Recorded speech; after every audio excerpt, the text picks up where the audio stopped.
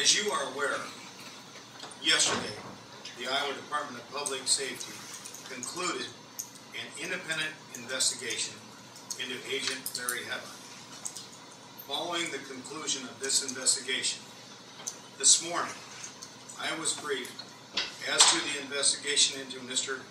Hedlund's behavior and have reviewed this case. I was pleased to finally view the full story, and I believe the public should know the facts of this case as well, which is why, in light of the false accusations of retaliation made by Mr. Hedlund, we have asked the Attorney General's office to ask Mr. Hedlund's attorney to consider releasing the full 500-page report. I believe the public deserves to know the full truth. The Attorney General's office has been working with the Department of Public Safety and involved in this case from the very beginning. It was with the involvement and legal advice of the Attorney General's office that the Department of Public Safety made this decision. Throughout this entire process, it was the Attorney General's office and the Department of Public Safety who coordinated the investigation. At no time was there any involvement by me or my office into this investigation.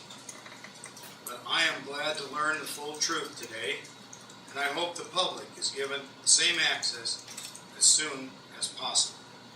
Additionally, the investigation into the trooper who was driving on the 26th of April remains open, and I'm told it should wrap up before the end of next week. I have also met with Captain Mark Logston, who oversees the governor's security detail, and instructed him to talk to each member of the detail and ensure that they obey all traffic laws, including speeding laws, except in cases of emergency. I also want to address another important public safety issue that has come to light recently. There are 3,200 unidentified official license plates. This is an unacceptably large number. I'm calling for a full, immediate investigation and review of this by the Department of Transportation. When the review concludes, the amount of unidentified plates should be restricted to those only absolutely necessary, because nobody is above the law. We public servants need to lead by example. I will also be asking the DOT for a full review of these traffic cameras to identify the following. How many people have received tickets from these cameras? How many people should have received a ticket but didn't? How many people have paid their fines? How many people have not paid their fines? How much of the fines have gone to vendors and how much have gone to local governments? I expect all of these questions to be answered so that the public can be fully informed about these speed cameras, about these speed or traffic cameras. And now, I'd be glad to answer questions. Governor, will you be asking the DOT to rescind the governor's automobile license, unregistered license? I'm asking them to review all and make the determination. When I was governor before, we had a very identifiable vehicle, which was a Lincoln Town Car with the license plate number 1. Now, after I left office in that 12 intervening years, and of course during that time we had the 9/11 incidents, and for security reasons, I understand, they decided to have certain license plates that weren't be identified because that could avoid those people being targeted. I understand the importance of that, and I understand we also do have undercover agents and people that have special assignments that need protection. And I want the DOT to review that. I'm not, I would expect that we will see the number dramatically reduced, but I would ask that they do an independent review and make a recommendation with the consultation with public safety as well on which ones should be identified and not identified. Just to So, follow up Governor, if you're I saying- could, though. Just to follow up if I could. Do you personally believe the governor's vehicle should have an unidentified plate, or do you believe that it falls under the heading of an emergency? I was governor for 16 years. We had an identified plate, and you can't get more identified than number one. But so I never have had a problem with the plate being identified. But I also understand that the time that we live in, and the interest in greater security, and that sometimes public officials are targeted by assassins and others that want to do harm. And so we need to take those things into consideration as well. Governor, you're saying there's no correlation between Heather's complaint about speeding and his subsequent leave and firing? That's correct. There is no correlation. It is absolutely a false accusation. The problems involving Hedlund and the complaints against him were filed long before this incident. Can you be more specific? I can't, and that's the reason why I've asked that this information be made public.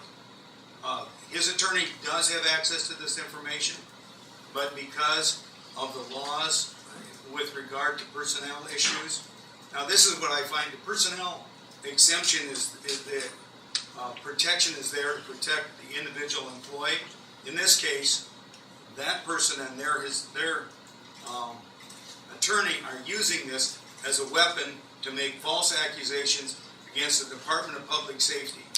And I believe the public has a right, the public should be able to see all of those facts. So you How want long their is- permission to release the full investigation? Right, because, yes, I believe that it should be, we're asking the Attorney General's office, which represents the Department of Public Safety, to request the attorney representing Mr. Hedlund to have the entire 500-page investigation report released. Can you tell us the time period that was covered in the 500-page report? I have got to be so careful. I would love to tell you everything, but the lawyers tell me I can't.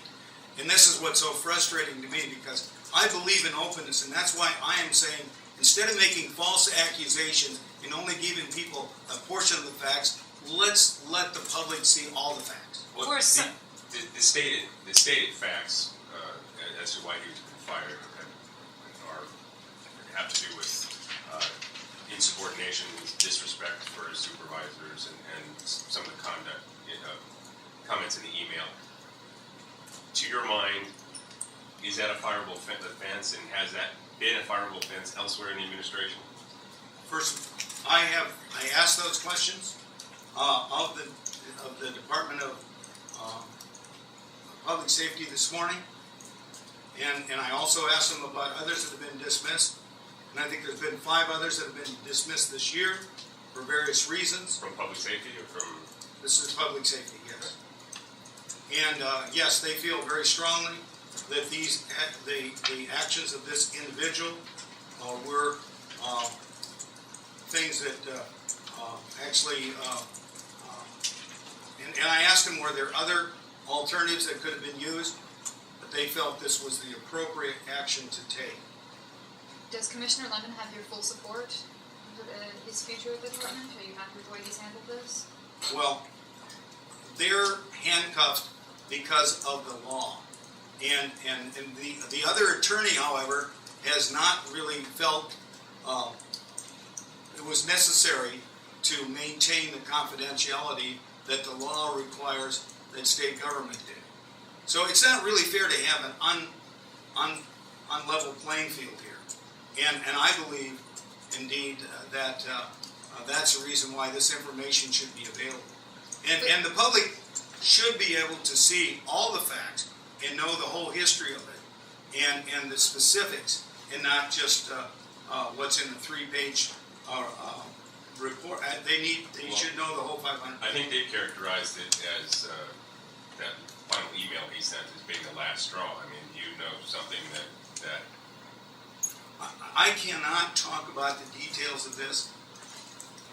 One thing that the governor was assured of as he reviewed the investigation for the first time this morning was that the complaint that was investigated and ultimately led to termination through that internal affairs investigation, that complaint was filed prior to the incident with the governor's vehicle.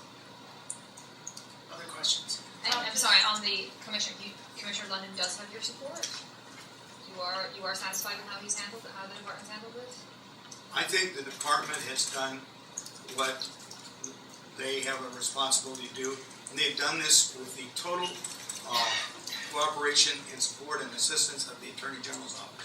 So the Attorney General's office and the Department of Public Safety have worked together, and I've been assured that the legal counsel from the Department of Public Safety counseled and worked with them throughout the entire process, and the Attorney General's office as well as Public Safety feel that they made the right decision, and I'm not going to second guess them. This was a totally independent investigation. I had no involvement and found out today for the first time. Are you concerned about any morale issues or what this might have caused over at the Department of Public Safety among its officers and its command staff? Well, I can't go into the details of this. I can just say that they felt for the morale and for the safety and well-being of the department, this was action that was necessary. Well, you said they felt that way. You reviewed it. Do you feel that way? I mean, was it necessary that he be fired based on what you know? Based on what I know, and based on the recommendations from the Department of Public Safety, their experts, and the Attorney General's office, I believe what they did was a fair and just decision. And I think the public should be able to see it and make that judgment as well. I don't think it's fair that the public is being served false accusations and not being given all the facts. Can you tell us when Mr. Hedlund was asked to head the cold case unit? And We're what not is- Never. able to answer those I questions. can't We're not answer able to those answer questions. I can't answer those questions. One final I question. mean, I would love to, but we need to get the law changed with regard to these issues of confidentiality, of personnel issues involving termination. So what do you say? And we have the new board, that was appointed, and I'm going to ask that board to look into this, because I don't think it's right for me not be able to divulge it. You know me, I'm a very open guy. I'll tell you just about anything and everything, but I am told by legal counsel that I can't. Okay, final question. What do you say to Iowans who see this as too much of a coincidence and they don't believe this explanation? That's the same questions that I asked, and I asked very emphatically, just like an attorney would in cross-examination of public safety today. And I asked them very tough and pointed, because I said, that's what you're going to face in court. Another thing, how do you square? The facts, I think, and when you see the facts and when you see the dates in which these things occurred, I think it then becomes obvious to the public what the problem is and why they felt the action that they took was necessary and Jeff, for the appropriate. final follow-up. Back on the topic of ongoing speeding, how do you? My understanding from your comment is they're under orders now to basically keep it legal, Absolutely. unless there's an emergency. How does that equate to you not being a backseat driver? I mean, how do you? Well, first of all, I didn't do this in the back seat. I did it in the conference room this morning. Okay? Again, yesterday we had an emergency. We were coming down the highway and we saw a house on fire. We deferred off the road and immediately went there as quickly as possible. And the trooper that was driving me, kind of took charge of the incident. So there are sometimes going to be emergencies like that when they need to do what's necessary to protect the public safety. And I'm full of that. I didn't, so I am not going to try to tell them how to drive or what to do. But I have said our policy is that everybody needs to abide by the law, including the wonderful, dedicated public servants in the Department of Public Safety that protect the Lieutenant Governor and I and the citizens of Iowa.